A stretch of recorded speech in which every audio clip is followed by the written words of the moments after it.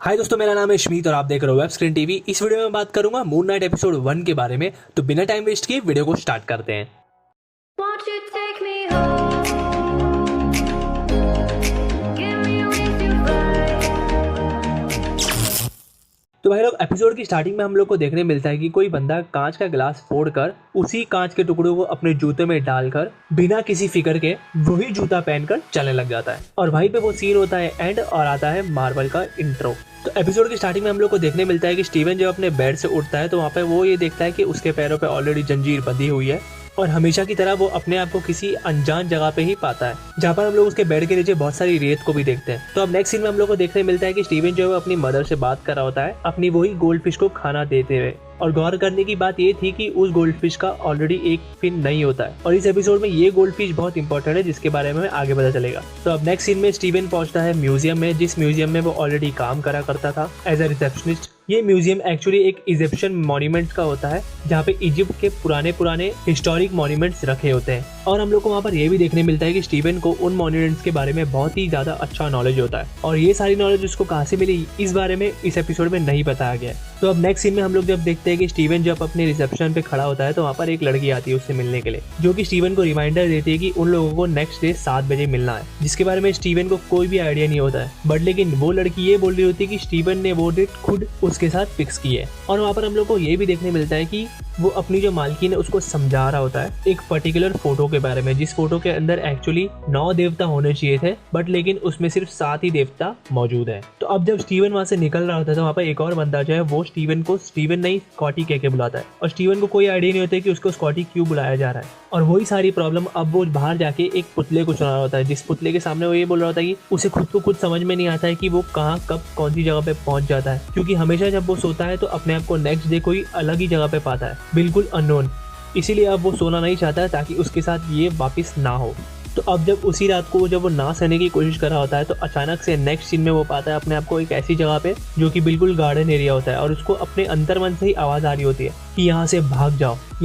जाओ या तो वापस से सो जाओ, क्योंकि उसकी यहाँ पर कोई जरूरत नहीं। और बार बार वो आवाज एक ही चीज बोल रही होती है कि तुम अपना जिस्म माँ के हवाले वापस कर दो। तो वो जैसे ही पीछे मुड़ के देखता है तो वहाँ पर वो देखता है कि एक कासल है, जिस कासल से 2 लोग निकल कर उस पर अटैक करना शुरू कर देते हैं। उन दोनों से बच बचा के कैसे तैसे वो निकलता है सड़क के पास और वहाँ पर सड़क पर उसको देखने मिलता है आर्थर वहाँ पर ये प्रचार कर रहा होता है कि हम सबको मिलकर धरती पर स्वर्ग बनाना होगा, जहाँ पर पहल करने के लिए कोई आदमी आता है और उस आदमी का जब वो हाथ पकड़ता है तब वहाँ पे हम लोग को ये देखने मिलता है कि उसका टैटू जो है जिसमें तराजू का शेप बना होता है वो हिलने लग जाता है। और हिलने के बाद आर्थर अचानक से उसको ये बोलता है कि वो इंसान एक सच्चा इंसान है और खुशी से उसको वापस भेज देता है। बट लेकिन नेक्स्ट सीन में हम लोग देखते हैं कि एक ओल्ड लेडी आती है जिसका हाथ जब वो पकड़ता है तो उसे पता लगता है कि उसके अंदर बहुत सारी बुराई है, जहाँ पर वो ये बोलता है कि अब एमिट देवी जो है वो डिसाइड करेगी तुम्हारा फेट। और उसी के बाद वो ओल्ड लेडी वहाँ पर मर जाती है और वहाँ पर आर्थर को पता चलता है कि कोई तो इंसान है जो कि गोल्ड कोटेड बीटल लेके भागा है, शायद वो डायरेक्टली आर्थर से बिलोंग करता है। तो अब जब आर्थर वहाँ पर नेक्स्ट सीन में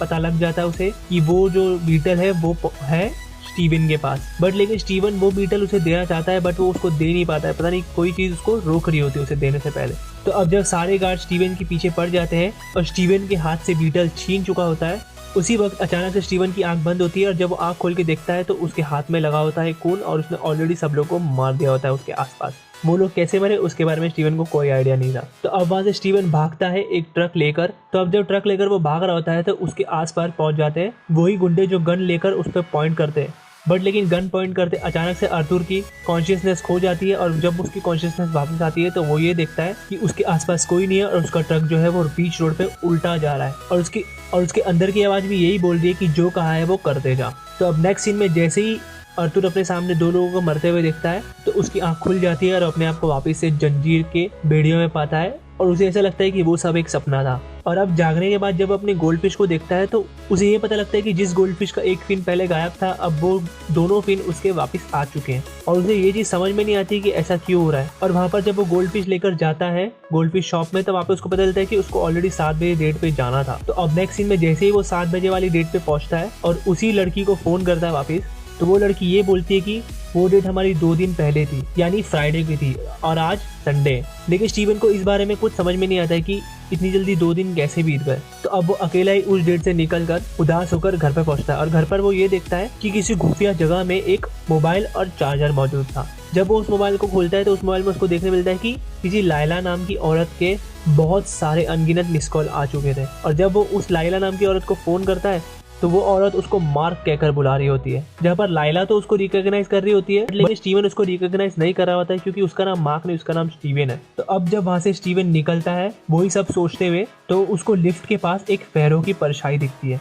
जिस फेरो की परछाई से वो इतना डर जाता है कि जैसे ही वो फेरो उसके पास उसको लिफ्ट में वापस दिखता है, वहीं पे वो सीन खत्म होकर वो अपने आप को एक ऐसी जगह पे पाता है जो कि फिर से बिल्कुल अननोन है। और अब वो वहाँ पे उस बस से बाहर निकलकर जब जा रहा होता है तो हमें देखने मिलता है कि उसके पीछे ऑलरेडी अर्थुर मौजूद है। तो अब वो वापस जब अपने म्यूजियम में पहुंचता है तो उसको ये देखने मिलता है कि अर्थुर वहाँ पर मौजूद है उसका वेट करते हुए। और अब वो वहाँ पर उसको एमिट देवी के बारे में बताता है। वो एक ऐसी देवी थी जो लोगों को बुराई करते हुए देखती थी। उसे सब पता होता है कि कौन कितनी बुराई करने वाला है आगे पीछे या किसी भी वक्त पे, ताकि वो इंसान जब मरकर ऊपर जाए तो उन लोगों को वो अच्छे से सजा दे पाए। और वो उसको ये भी बताता है कि उन देवी को उनके खुद के अवतार ने धोखा दिया था, जिसके बारे में ऑलरेडी स्टीवन को कुछ पता नहीं होता। तो अब जैसे जैसे वो अर्थुर के सामने से बच के निकल जाता है, बट लेकिन जैसे ही रात होती है तो वो ये देखता है कि कोई तो डॉग जो एकदम वेयरवुल्फ जैसा दिखता है वो उसके म्यूजियम में पहुंच चुका है। और अब स्टीवन यहाँ पे अकेला है, वो बिल्कुल उसका सामना नहीं कर सकता। तो स्टीवन अब जैसे तैसे उस डॉग का ध्यान भटकाता है और बज बजाकर जाकर वो एक रूम में जाकर छुप जाता है।